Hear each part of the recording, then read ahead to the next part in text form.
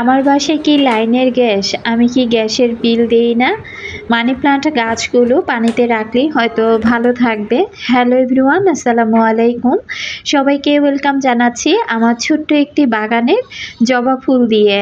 আমার ঘরেও জবা, বারান্দা গাছেও জবা। তো অনেক সুন্দর আজকে একসাথে ৩টা জবা ফুল ফুটেছে। সকালবেলা ফুলগুলো দেখে কিন্তু মনটা একেবারে ফুরফুরে হয়ে গিয়েছে। আসলে ফুল হচ্ছে আমার খুব পছন্দের জিনিস। আমার অনেক আপুরাই এর মধ্যে হয়তোবা জেনে গিয়েছেন যে আমি বাগান খুব পছন্দ করি, তার পাশাপাশি ফুলের গাছও। তো সবজি গাছ কিন্তু আমার হাতে তেমন একটা হয় না। ফুলের গাছগুলো মোটামুটি একটু ভালো হয়। তো যাই হোক, বারান্দা বাগান দেখা শেষ করে চলে আসছি কিচেনের কাজে। সকালবেলা নাস্তাটা আজকে অফ ক্যামেরাতে করেছি। আর এই র্যাকটার মধ্যে আমার ছোট মেয়ের আর কি বই ছিল। তো বইগুলো আমি বড় মেয়ের পড়ার টেবিলে রেখে ওই র্যাকটা রান্নাঘরে নিয়ে আসলাম। আর এই যে কিচেন ক্যাবিনেটের অবস্থাটা দেখতে পাচ্ছেন। আজকে আমি কিচেন ক্যাবিনেটটা গুছাবো, তার সাথে সাথে দুপুরের রান্না এবং রাতের রান্না দুইটাই করব। তার সাথে ভাইয়ের ছেলেরও একটা বায়না ছিল, তো তার সেই বায়নাটাও পূরণ করে দিব। তো যাই হোক, কি বায়না পূরণ করি সেটা আপনাদের সাথে পরে শেয়ার করি। তো কিচেন ক্যাবিনেটটা আমি খুব সুন্দর করে এই তো গুছিয়ে নিচ্ছি। ভিডিওর শুরুতে আমার সকল প্রিয় আপু ভাইয়া আঙ্কেল আন্টিদেরকে রিকোয়েস্ট করব, যারা ভিডিওটি ক্লিক করেছেন এখনও পর্যন্ত একটি লাইক দেননি, প্লিজ একটি লাইক দিয়ে ভিডিওটি কন্টিনিউ করবেন। আর যারা নতুন আজই আমার চ্যানেলে প্রথম ভিজিট করেছেন, যদি ডেইলি লাইফস্টাইল ব্লগ দেখতে আপনি ভালোবাসেন, চাইলে আমার চ্যানেলটি সাবস্ক্রাইব করে আমার পাশে থেকে যেতে পারেন। আমি কি করেছি দেখেন, কিচেন ক্যাবিনেটটা মাঝখানের দরজাটা আর কি খুলে, ওটা কিন্তু মাঝখানে একটা কাঠ ছিল, সে কাঠটা আমি সরিয়ে ফেলেছি। সরিয়ে আমি ওই পেপারগুলো আর পুরো ক্যাবিনেটটা আমি খুব সুন্দর করে একটু মুছে তারপরে আবার দৌড়ে চলে এসেছি রান্নাঘরে। তো এদিক থেকে আমি বেগুনটা এই যে আগেই কুটে নিয়েছিলাম। তো বেগুন কুটে নিয়েছি আর রান্না করাই ছিল আর কি, মিষ্টি কুমড়ো দিয়ে চিংড়ি মাছ রান্না করেছিলাম। তো সেটা বেশ পরিমাণে রয়ে গিয়েছে। তো চিন্তা করলাম যেহেতু কিচেন ক্যাবিনেটের কাজ করছি, এতে করে কিন্তু অনেকটা সময় লেগে যাবে রান্না করতে। তো আজকে দুপুরবেলা আর তরকারি রান্না করব না। তো আমি কিন্তু পাশের চুলাতে খুব সুন্দর করে আমি মিষ্টি কুমড়োর তরকারিটা গরম করে নিয়েছি। আর এখন আমি বেগুনটা ভেজে নিব। রাতের রান্নাটা পরেই করি, তো কিচেন ক্যাবিনেটটা আগে গুছাবো, তার মাঝে মাঝে রান্নাটাও করব। রান্নাবান্নার ঝামেলা কম থাকলে না দেখা যায় কি আরেকটা কাজ কিন্তু খুব সহজেই করা যায়। তো আমার বাসায় গ্যাসের সমস্যা আমি কিন্তু সব সময় বলি। এখনও যে ভয়েস ওভার করছি কিন্তু চুলা কিন্তু একেবারেই বন্ধ। তো গতকালকে রাত 12টা না, সরি, প্রায় রাত 2টার দিকে আমি আপনাদের ভাইয়া বাসায় আসার পর আর কি কয়েল জ্বালানোর জন্য যখন আমি চুলাটা জ্বালাই, ভেবেছিলাম তখনও হয়তো বা গ্যাস থাকবে। আমি চুলাটা জ্বালানোর পর দেখলাম যে গ্যাস টোটালি বন্ধ, আর কি গ্যাসের কোনো গন্ধ বলতেই নেই। তো যাই হোক, আমি বেগুন ভাজতে দিয়ে আসলাম। আর আমার এই যে ভিডিওগুলো এখন আপনারা দেখতে পাচ্ছেন, এগুলো ছিল যখন আমার বাসায় গ্যাস ছিল, তো তখনকার ভিডিও। যেহেতু আমি রেগুলার ভিডিও দিই, কন্টিনিউ কিন্তু আমার ক্যামেরাটা অনই থাকে। প্রতিটা কাজই আমি কম বেশি দেখা যায় আপনাদের সাথে শেয়ার করি, কারণ আমার কাজগুলো আমার আপুরা অনেক পছন্দ করে। অনেক আপুরা ভালোবেসে কমেন্ট করে যে আমার কাজ দেখে নাকি অনেক আপুরা নিজেদের কাজে উৎসাহ পায়, বা অনেক আপুদের মধ্যে কাজের অলসতা আসলে তখন আমার ভিডিও অন করে, তখন নাকি আপুরা কাজ করতে শুরু করে। তো এই ধরনের কমেন্টগুলো কিন্তু আমি অনেক পাই।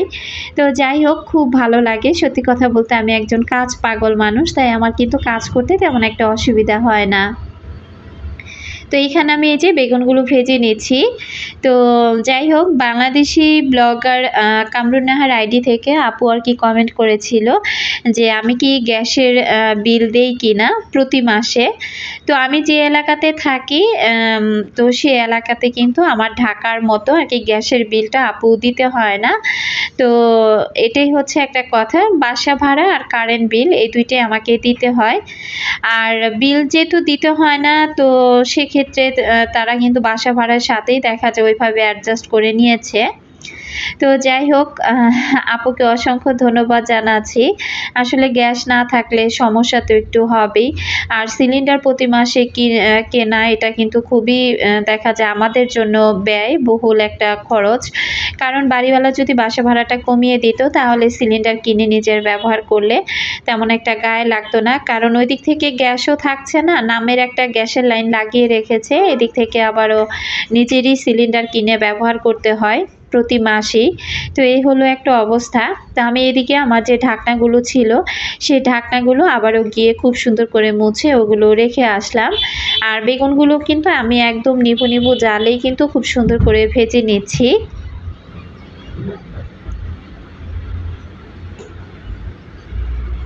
আমাদের পপি পুষ্পা লাইফস্টাইল থেকেও আপু কিন্তু গতকালকে কমেন্ট করেছিল যে আপুর বাসাতেও আর কি আপুর যে ননদ থাকে মালিবাগে সেখানেও নাকি গ্যাসের সমস্যা।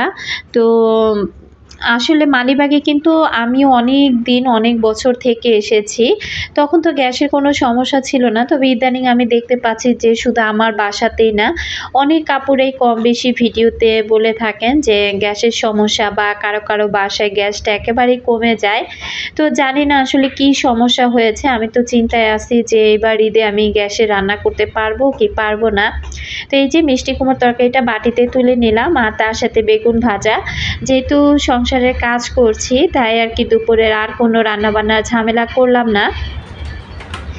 আমার এই কিচেন লাল রেকটা এটাও আমি খুব সুন্দর করে অফ ক্যামেরাতে আর কি খুব সুন্দর করে একটা ভেজা টাওয়াল ভিজিয়ে তারপর আমি মুছে পরিষ্কার করে নিয়েছি। তো পুরোটাই আমি গুছিয়ে নিয়েছি। আর ওখানে যে চামচগুলো রেখেছিলাম বা এই যে সিজারগুলো রেখেছিলাম তো এগুলো আমি সরিয়ে এই পাশটাতে নিয়ে এসেছি। আমার কিচেন কাউন্টার টপটা কিন্তু একেবারে ছোট, তো আমি আসলে যেভাবে সব কিছু গুছিয়ে রাখতে চাই সেভাবে কিন্তু সব কিছু আমি গুছিয়ে রাখতে পারি না। তো আমার মাঝে মাঝে মনে হয় কি যে একদম খুব বড় করে একটা কিচেন কাউন্টার টপ যদি থাকতো তাহলে হয়তোবা আমি মনের মতো করে সুন্দর করে সব কিছু গুছিয়ে নিতে পারতাম। সুমিস হোম ব্লগস থেকেও আপু কিন্তু কমেন্ট করেছিল যে আপুদের ওখানেও নাকি গ্যাসের সমস্যা। তো সুমি আপু বেশি সম্ভবত মিরপুরে থাকেন। তো যাই হোক, এই সমস্যা যে কবে সমাধান হবে নিজেও জানি না। আর আমি এদিক থেকে কিন্তু এই দুইটা পাল্লা আর কি খুব সুন্দর করে গুছিয়ে নিয়েছি। এখানে অনেকগুলো জার আমার ফাঁকা হয়ে গিয়েছে, এখন তো ফাঁকা আছে, আবার মাঝে মাঝে দেখা যায় বাজার করলে তখন কিন্তু জারের অভাব হয়ে যায়। তো এখন যেহেতু অনেকটা জার ফাঁকা আছে, একবার চাইছিলাম যে জারগুলো ফেলে দেই যেগুলো পুরাতন হয়ে গিয়েছে, কিন্তু মাঝে মাঝে তো আবার হঠাৎ করে কাজেও লেগে যায়, তখন আবার কোথায় খোঁজাখুঁজি করব। তো যার কারণে ওই কিছু ফাঁকা জারও আমি রেখে দিলাম। আর সবগুলো পাতিলা আমি এইভাবে কিন্তু গুছিয়ে নিয়েছি।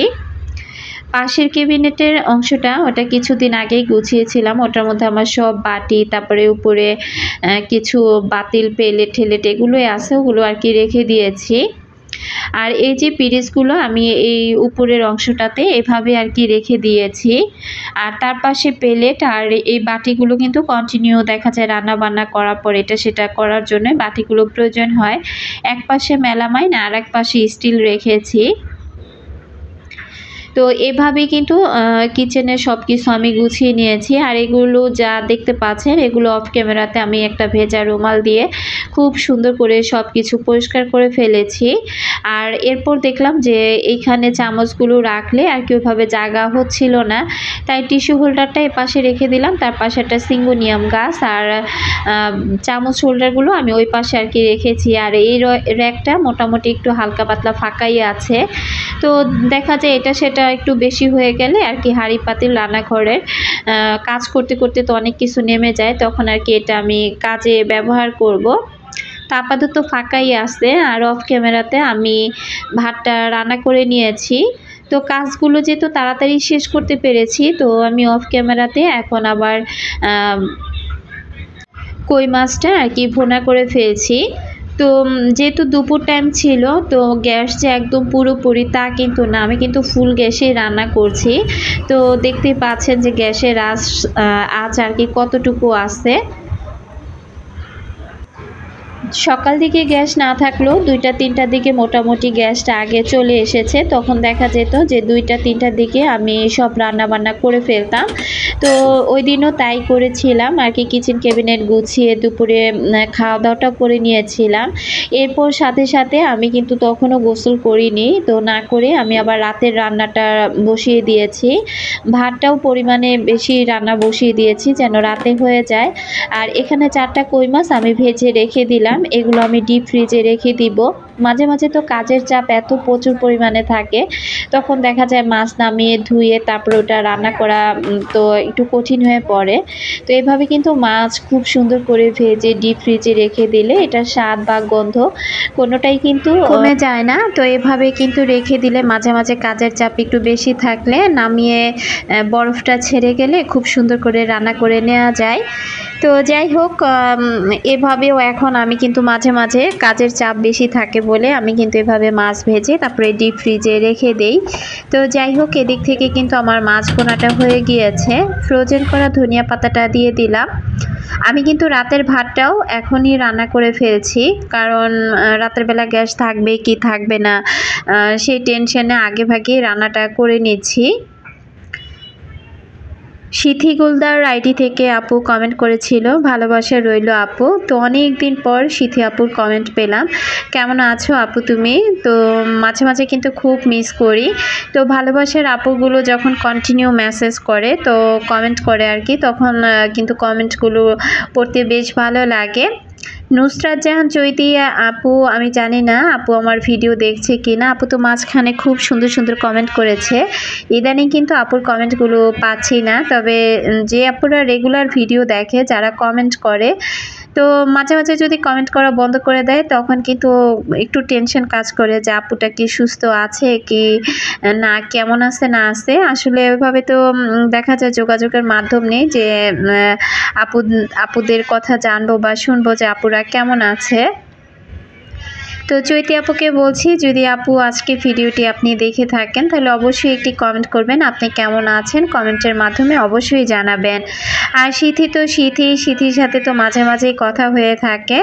তো সিথি কিন্তু একদম খুব ভালো মনের একজন মানুষ, খুব ভালো। তো মাঝে মাঝে সিথির হিন্দি কথাগুলো শুনতে কিন্তু আমার বেশ ভালো লাগে। আসলে কি, সত্যি কথা বলতে যখন সাধারণ দর্শকরা ভালোবেসে ভিডিওগুলো দেখে আর এত সুন্দর সুন্দর কমেন্ট করে, তখন নিজের মধ্যে যে কি একটা ভালো লাগা কাজ করে আমি নিজেই জানি না। তো এদিক থেকে আমি কথা বলতে বলতে আমি কিন্তু ছোলাটাও ভুনা করে নিলাম, এটাও বিকেলের নাস্তার জন্য আর কি। তো গ্যাস যতক্ষণ থাকে ততক্ষণ পর্যন্ত আর কি দেখা যায় যে এটা সেটা আমি করে ফেলি, কারণ ওই যে পরবর্তীতে গ্যাসটা আবার নাও থাকতে পারে। তো এদিক থেকে আমি ক্যারামেল তৈরি করে নিচ্ছি। আমি ভিডিও শুরুতে বললাম না যে ভাইয়ের ছেলের বায়না ছিল, তো ভাইয়ের ছেলের বায়না ছিল যে সে পুডিং খাবে। তো সে প্রায় কিন্তু এই পুডিংয়ের বায়নাটা ধরে। তো সকালবেলায় মা দুধ, চিনি, ডিম সব কিছু নিয়ে এসেছে, এনে দিয়ে বলল যে আমি যেন পুডিংটা বানিয়ে দেই। তো আমি কিন্তু এখনও পর্যন্ত গোসল করিনি, দুপুরে ওই অবস্থাতেই কাজের মধ্যে একটু খেয়ে নিয়েছিলাম, কারণ প্রচুর ক্ষুধা পেয়ে গিয়েছিল। তো এই দিক থেকে দেখলাম যে গ্যাসটা থাকার কারণে আমি বিকেলের নাস্তাটাও তৈরি করে ফেললাম, আর এখন পুডিংটাও আমি এই চুলাতেই বানিয়ে ফেলবো। লিমাস ব্লগ আইডি থেকে আপু কমেন্ট করেছিল, আপু তোমার এত এনার্জি কোথা থেকে আসে? আমি শুধু সেটাই ভেবে যাই। আপু, সংসার যদি ভালোবাসি আর সংসারকে যদি ভালোবেসে থাকি, কাজের এনার্জি এমনিতেই কিন্তু আপু চলে আসে। আর সত্যি কথা বলতে কি, আমি খুব কাজ পাগল মানুষ, তো আমি কাজ ছাড়া থাকতে পারি না, তাই সারাক্ষণ কিন্তু নিজেকে কাজের মধ্যেই ডুবিয়ে রাখি। যেই দিন কাজ শুরু করি সেদিন তো না খেয়ে দিয়ে কাজ করতে থাকি, একেবারে যে না খেয়ে থাকি তাও না, মাঝে মাঝে এটা সেটা একটু খেয়ে পানি খেয়ে আবারও কাজে আর কি লেগে যাই। তো যাই হোক, মোটামুটি কিচেন ক্যাবিনেটটা আমার গোছানো দরকার ছিল, সামনে যেহেতু ঈদ চলেই আসছে। তো আমি অল্প অল্প করেই কিন্তু সবগুলো কাজ খুব সুন্দর করে আর কি গুছিয়ে নেওয়ার চেষ্টা করছি। তো এদিক থেকে আমি পুডিংটা এখন পানিটা বলক চলে আসলে এটা আমি বসিয়ে দিব। 40 থেকে 45 মিনিট সময় লাগবে। তো যে গ্যাস আছে এই গ্যাসে মোটামুটি হয়ে যাবে। তবে পুডিংটা খুব সুন্দর করে ঠান্ডা হওয়ার পর এটা আমি নর্মাল ফ্রিজে রেখে দিব। তো আমি পুডিংটা বসাতে গেলে না একটু ভয়ে ভয়ে থাকি যে ঠিকঠাক মতো হলো কি না। যদি ঠিকঠাক মতো না হয় তাহলে তো আবার সমস্যা। তো এই ধরনের ডেজার্টগুলো বানাতে গেলে কেমন যেন একটু ভয় কাজ করে। তবে আলহামদুলিল্লাহ আজকে কিন্তু আমার পুডিংটা অনেক সুন্দর হয়েছে, কালারটাও দারুণ এসেছে, আর তাছাড়া খেতেও কিন্তু অনেক মজা হয়েছিল। রাতে সারা রাত আমি পুডিংটা নর্মাল ফ্রিজে রেখে দিয়েছিলাম। এখন সকালবেলা তো আমি পুডিংটা এই তো বাটি থেকে আর কি প্লেটে তুলে নিচ্ছি। তো এটা এখন ভাইয়ের ছেলের রুমে পাঠিয়ে দিব, ও আর কি খেয়ে নেবে। আমি হাফ কেজি দুধ দিয়ে পুডিংটা তৈরি করেছি, তার সাথে গুঁড়া দুধ দিয়েছিলাম আর 2টা ডিম দিয়েছিলাম। মাশাআল্লাহ আলহামদুলিল্লাহ পুডিংটা কিন্তু খুব সুন্দর হয়েছে। আমার আপুরাও বলবেন যে পুডিংটা দেখতে কেমন হয়েছে। দেখতে দেখতে ভিডিও শেষ প্রান্তে চলে এসেছি। আজকের মতো এখান থেকেই বিদায় নিচ্ছি। সবাই ভালো থাকুন। আল্লাহ হাফিজ। আসসালামু আলাইকুম।